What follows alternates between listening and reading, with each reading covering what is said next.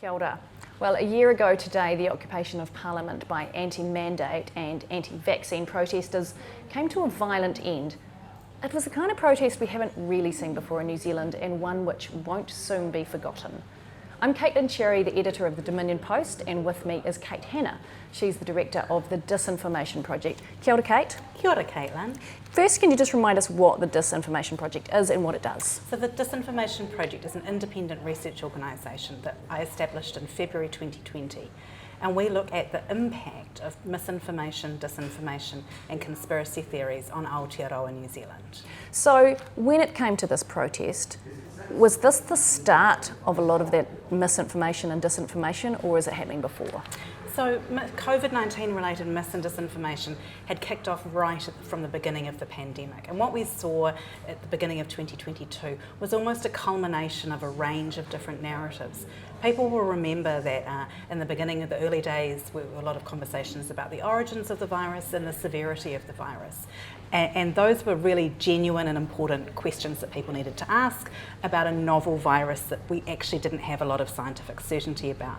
But very quickly over 2020 and then into 2021, the focus of disinformation in New Zealand around COVID-19 focused on this idea of harm, so either social harm or physical harm, based around vaccines and then around other public health interventions. And that's what we saw culminate at the parliamentary occupation in February-March 2022. Because there were quite a lot of people there who were genuinely upset and angry. Their livelihoods had been impacted, they lost their jobs and they were very upset. How was it then that all these other groups with quite different agendas got involved? So that's where we kind of have to wheel back a bit from thinking about the pandemic itself and think about a range of different ideas or attitudes towards who's responsible for society. And so you have sort of older school conspiracy theorists who've had broad ideas around conspiracy for quite a long time. They might have been involved in online communities, but also offline communities focused around a set of magazines and other kind of conspiratorial thinking. It extends back to ideas around the moon landing. We have things around 9/11, etc., etc. Then we have people who have a set of beliefs about health that might include being anti-vaccination or anti-some vaccination or anti-interventions to do with health. And those ideas and attitudes are often based in lived experience and are really genuinely held. You know, people have had experiences of harm inside the health system and therefore are making choices for themselves and their families. And then you have a bunch of people with a range of ideas that are just not politically valid. So when I say not politically valid, I'm talking about people who hold ideas around LGBTQIA people, that they shouldn't be allowed to exist or be in our society, or they have white supremacist ideas. And we saw some of those ideas come to a culmination in 2019. And then after the mosque attack, we then saw an increase in discourse around overstepping of state or government interactions with the taking away of people's guns. And so all of those things form into like sort of a set of ways in which people will find a pathway to believing these ideas around an overstepping or overreaching governmental approach to COVID-19. That's what came together in front of Parliament. But as you rightly pointed out, you know, some people were there and they were speaking from a sense of personal loss, personal disenfranchisement, personal grievance. But there were other people there who were capitalising on that personal grievance. They were making money from it. They were making money from increasing people's sense of alienation and grievance. Because there were some quite disturbing placards, gallows, things like that. I suppose some of us might think, how did we get to this point? Yeah, the imagery, it was sort of quietly amusing almost to us who'd been seeing it for a long time. So we'd been seeing the proliferation, particularly of imagery of execution, so either execution by firing squad or execution by hanging, since September 2021. And lists had been created online, listing people who are academics, health officials, journalists, politicians, who are deemed to be responsible for what was being cast as a worldwide genocide of people using the vaccine. And so those images were proliferating in New Zealand's social media spaces. We were studying them, and then most people first saw them at the protest. So this distrust in these institutions, it's been happening for a while, particularly since COVID came about, but how bad has it got since the protests a year on? Well, reflecting on what's taken place over the last year, we can see that very successfully seeds were sown during 2020 and 2021, which meant that although we had the dismantling of the traffic light framework, the removal of mandates, those people who'd been pulled into these narratives still had ideas and issues that they were compelled to turn up for. So in our research we talk about a thing called biographical availability, and that's just the idea that most people actually won't bother to turn up to, a protest where their boss might see them, they might lose income, they might lose social status, they might mean that they don't earn as much money. These are all things that people take into consideration when they decide whether they're going to engage in an activity. And so that biographical availability has not dissipated. In fact, it seems to have increased. People are still turning up online and offline in physical manifestations to continue to protest what has now been dismantled and to ask for a review or judicial proceedings around the decisions that were made in 2020 and 2021. They are turning up to make claims about things like climate change, about co-governance, and about education in schools, and they're presenting themselves as an alternative political, media and governance system. There are some more outlandish conspiracy theories that I've heard a little bit about, related to maybe distrust in the Met Service, for example, which I think many people would think was quite strange. Yeah, I mean, I think we have to reflect on the ways in which climate change has been a contentious issue, an issue that lobbyists and groups have tried to suppress in the media over the last 30 years, where there has been an increasing ability for the media to not have to then talk about balance when we're talking about 99% of scientists versus 1% of scientists. And at the same time as all that, we have a bunch of people who have been getting their information from different spaces. So those changes in the media to better reflect the accuracy of the fact that the climate is changing and it is man-made now appear to be part of a grand conspiracy that's been covered up. And so then you have as you say, a completely politically neutral government agency like Met Service becoming a target of misinformation, as if it was possible for the climate to be changed with intent. So how have we got to this? It might seem like a really basic question, but I think a lot of people will be thinking, how did we get here? So there's sort of a short-term and a long-term answer, and because I'm a historian, I'll try and give you both. The longer-term answer is that a lot of the progressive changes that have made New Zealand more diverse and more inclusive over the last 50 years have been really important and significant, and they involve making sure that our country is safe for everyone. But we haven't necessarily brought everybody along on that journey.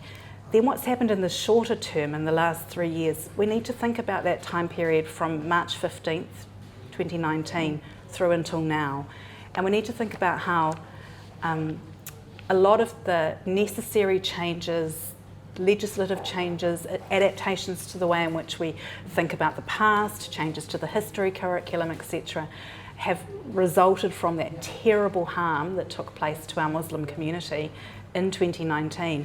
But then we immediately basically had the pandemic. And so a lot of the discussion and conversation and necessary kōrero that we needed to have about why it's so important for us to change legislation, why it's so important for us to have a diverse media, why it's so important for us to have a diverse public service, why these things matter, haven't been able to take place in the normal manner, and that absence of us being together in our third spaces has really exacerbated the ability of people to fill gaps with what we would call polluted or eroded information that is telling them a little bit of the story, but with a very much a direction steering towards less inclusivity and less diversity. Because often these things do start with a kernel of truth. Yeah, absolutely. That, for example, some people have had terrible harm from vaccines. There is a very, very small percentage of people, some people have died. But that seems to have been blown out of proportion and exaggerated. Yeah, there's been a lot of cherry picking of data, and choosing to focus on certain parts of the data, but they're not looking, for example, at COVID fatalities themselves, so the totality, the balance. It is a hard time because every individual family's grief or harm is real. That is real, but it's the context within which it's framed. And so we talk, when we think about disinformation, conspiracy, and then when we think about hate and hateful extremism, about how what happens with somebody who's moving towards hate or moving towards conspiracy is that their own personal sense of fear, their own fear for their own family's future, their own sense of isolation, and then perhaps their own sense of grievance of something that's happened to them or someone they love, finds a place where it becomes political. So they are not to blame, they are not responsible, somebody else is the scapegoat. And that's such a compelling story for people because it gives them a way in which they can understand what's happened to them, when actually what's been happening to us all in the last 3 years is kind of terrible and ununderstandable, and it will take us years to reflect on decisions that were made and ways in which people responded.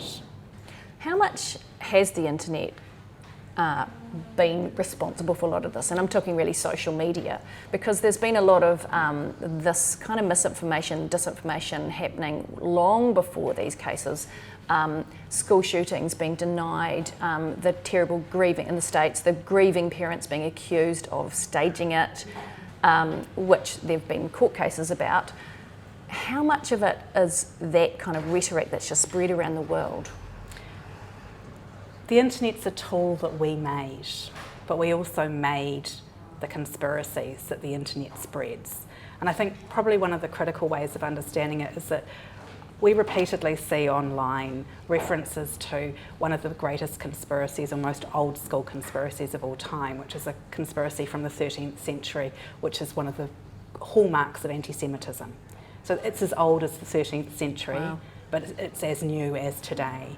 What it has done is amplify it, and amplify it in ways that are disruptive to democracy and disruptive to liberal democracies and our practices, the ways in which we negotiate difference, because we do have to negotiate difference, but we have traditionally tried to do it in respectful ways that have been largely set aside in some of the places that we look at. Do we need to think about how we can stop more people falling into this, teaching students critical thinking, the importance of accurate sources, but also accepting those grey areas where there isn't necessarily an easy enemy, that things are not black and white? Yeah, I think there's often a response that suggests that we need to fall into education-based responses, and I do think that that's really useful. I'm reflecting though on hearing Paul Spoonley on the national radio yesterday talking about the power of a humanities education, and thinking about how one of the things that I've been reflecting on in the last several weeks is the poet John Keats, in one of his last letters to his brother, says, "We resent art that has designs upon us," talking about the ways in which art should work. And I think one of the things that we're at now is we have a whole bunch of people who don't seem to be able to recognise art that has designs upon them. And so that's more than just critical thinking, it's deep understanding of the nature of story, the nature of different genre, the nature of media. We're in a situation where even since October last year, we now have more ability for people to use AI to make deep fakes than ever before. And the guardrails are off in terms of AI. Whatever limited guardrails there were on previously have really been removed for anybody to be able to access the creation of deep fakes. So there's sort of a broader social question about tools, and there's also reflecting on what it is that makes us human and how we can kind of get back to those conversations about how stories work, how narratives work. It's a bit depressing, Kate. I know it sounds depressing, but I have actually quite a lot of hope. I mean, I think I mentioned earlier the changes to the history curriculum. When our tamariki and rangatahi come through the school system with a grounded, localised sense of who they are and where they come from, that tells the truth about this land, that will be a really powerful thing. And we know that in families, young people bring information home and share it within families, and that's how families broaden their learning and their acceptance and their tolerance. And so I have hope for that. I mean, that's a long-term mission. In the shorter term, we do need to return to our third spaces, those spaces where we're not employees or at home, but where we're just in community with each other, and have intentional conversations. And I think that what you mentioned about being comfortable with the grey, but also setting up some parameters. So let's talk about this, but it's not acceptable to use that kind of language about individuals or people. For example, the kinds of slurs and violative misogyny and racism that we see often executed online and becoming more normalised in everyday discourse. And you see it a lot in your job, and you watch these channels. Do you feel it's becoming almost normalised for some people to be able to talk like that? It's absolutely normalised. And so in September 2021, New Zealand's disinformation community, which is the community of people who are publishing and promulgating disinformation and the people who are consuming it, so it's like a microcosm media community, moved as one to the channel called Telegram, which doesn't have any kind of level of guidelines or regulation the way that Facebook or Twitter or YouTube do. And on that channel, over the next 2 months, is when we saw the massive increase in the visual imagery of death and execution, but also the wide-scale acceptance of the use of slurs. And one of the most remarkable things that happened in 2022, actually after the end of the parliamentary occupation, was that a range of individuals who've been involved in the white supremacist movement in Aotearoa for some time became more prominent on these channels. And they've kind of become these anti-hero figures, and they have normalised. They've become slightly legitimised. They've become legitimised. People will write things about how people say he's a Nazi, but he's been kind to me. But also what's remarkable is the use of language. So from a year ago to now, the absolute normalisation of the most revolting anti-Semitic and anti-Muslim slurs on channels that ordinary New Zealanders, the kinds of people who turned up at the protests because they had lost their jobs because of vaccine mandates, are participating in. And they're also using those slurs. They've actually become a way of group identification. If you're one of us, this is the kind of language you use. So a year on, have things got worse? A year on, things are about where we had expected them to be. I think there was a lot of hope that once the traffic light system was dismantled, that this would all go away. But the intent has never really been about COVID-19. The broader intent has been around disruption of New Zealand's society and potentially disruption of New Zealand's liberal democracy. And so, you know, that's an international set of influences, that's an international set of ideas that are generally kind of understood as a set of far-right talking points. They are very present in New Zealand, and the communities that were built around COVID-19 denial are now immensely immersed in these far-right international talking points. That said, there's always hope, because we always have to try and make things better. And we have seen, you know, in recent times, wonderful community response to the devastation wrought by Cyclone Gabrielle.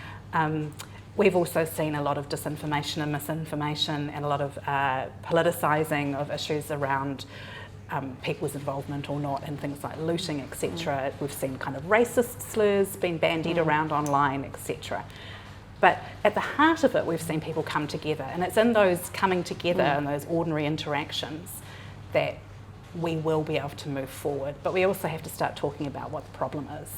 That the problem is not just people who were affected by vaccine mandates, but it's the influencers who are influencing them. Well, that seems like a perfect place to end. Thank you so much, Kate Hanna from the Disinformation Project. Kia ora. Kia ora.